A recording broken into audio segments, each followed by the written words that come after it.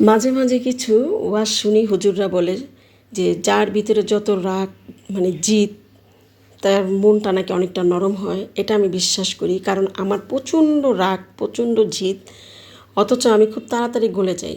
মনটা খুবই নরম, যত অপরাধই করুক না কেন, আমার সামনে এসে যদি দাঁড়ায় আমি খুব সহজেই তাকে ক্ষমা করে দিই।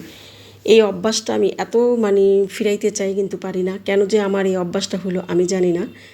তো আমার এই রাগ ক্ষোভে মানুষ দূরে চলে যায় ঠিকই, কিন্তু যখন কাছে আসে তখন আমি ক্ষমা করে দিই। তো চাই না ক্ষমা করতে, তারপরে কিন্তু ক্ষমা করে দেই। আর এত সরলতা দেখাই, যার জন্য সেই সুযোগটা আমার নেয়, আর সেখান থেকে আমি সবসময় কষ্টগুলো পেয়ে থাকি।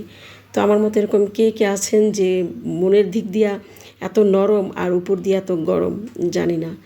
অবশ্যই যদি আমার মতো কারো মন এরকম হয়ে থাকে বা আমার কথার সাথে মিলে যায়, অবশ্যই কমেন্ট করে জানাবেন। তো আজকে আমি আনারস কাটতে কাটতে আপনাদের সাথে শেয়ার করলাম কথাগুলো, মনের কথাগুলো। আর ফলের মধ্যে আনারসগুলো আমার খুবই পছন্দ, তা যদি মিষ্টি হয় এবং পাকা হয়।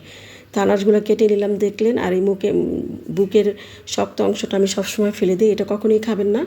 এটা গলার মধ্যে কিন্তু অনেকটাই একটু চুলকায়, তো এটা সবসময় ফেলে দিতে হয়। আর অবশ্যই লবণ দিয়ে খাবেন, আর সেটা যদি বিট লবণ হয় তাহলে কিন্তু স্বাদটা আরেকটু বেড়ে যায়। তো কেমন হলো দেখুন, ফেলে দিলাম।